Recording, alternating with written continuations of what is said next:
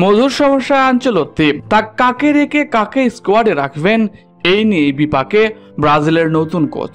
কিভাবে দল নির্বাচন করতে চলেছে আঞ্চলত্তি, এই নিয়েই আজকের এই ভিডিও। তাই ভিডিওটি শেষ পর্যন্ত দেখার অনুরোধ রইল। আর আপনি যদি আমাদের চ্যানেলে নতুন হয়ে থাকেন তাহলে এক্ষুনি সাবস্ক্রাইব করে রাখুন। আর ইতিমধ্যে সাবস্ক্রাইব করে থাকলে আপনাকে অসংখ্য ধন্যবাদ। আগামী সেপ্টেম্বরে চিলি ও বলিভিয়ার বিপক্ষে মাঠে নামতে চলেছে ব্রাজিল।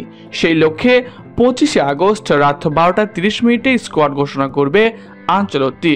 আর এখানেই বেঁধেছে বিপত্তিটা যে ব্রাজিল স্কোয়াড ঘোষণা আগেই আমরা দেখতাম ইনজুরি স্কোয়াড ঘোষণা নিয়ে চলতো টানাটানি, সেই দলে এসেছে ব্যাপক বদল।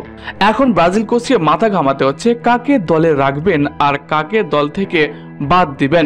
কাতার বিশ্বকাপের পর থেকে ব্রাজিল দলে নাম্বার 9 অভাব বোধ করছিল ব্রাজিল। অনেককে ট্রাই করেছে দরিভাল, তবে কাজের মতো কাউকে কাজে লাগাতে পারেনি তিনি।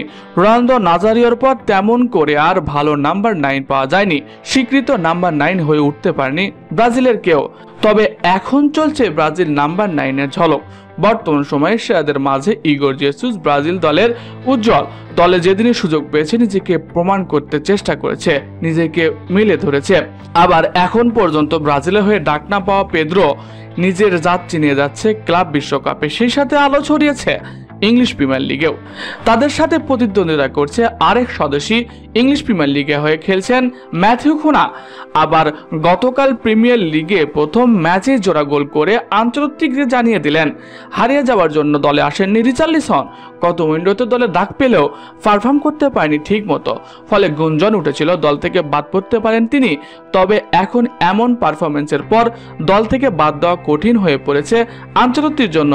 এছাড়া ইনজুরি কাটিয়ে দলের সাথে যুক্ত হয়েছে নেইমার জুনিয়র, ফলে মাঝ মাঠে শক্তিশালী হয়ে উঠেছে। আক্রমণে গতি ফেরাতে নেইমারও দলে ফিরতে চলেছে। সবকিছুতেই যেন কঠিন হয়ে পড়েছে আঞ্চলিকটির জন্য। তাই তো সাবেক রিয়ালের মাস্টারমাইন্ড এমন কঠিন পরীক্ষা দিতে হচ্ছে। তবে এমন সমস্যা বিশ্বকাপের আগে সব কোচ পড়তে চায়, এতে করে চূড়ান্ত দল নির্বাচনে দারুণভাবে মনোযোগী হয়ে স্কোয়াড নির্বাচন করা যায়। আর এই লক্ষ্যে চিলি ও বলিভিয়ার বিপক্ষে যে স্কোয়াডটা দেবে, এখান থেকেই মোটামুটি বিশ্বকাপের স্কোয়াডের ধারণা মিলতে পারে ব্রাজিলের। প্রিয় দর্শক, ব্রাজিলের এমন মধুর সমস্যা দেখে আপনাদের কেমন লাগছে কমেন্ট করে জানাতে পারেন আপনার মন্তব্য। এছাড়াও খেলাধুলার সকল আপডেট সবার আগে পেতে হলে আমাদের চ্যানেলটি সাবস্ক্রাইব করতে ভুলবেন না। ধন্যবাদ সবাইকে।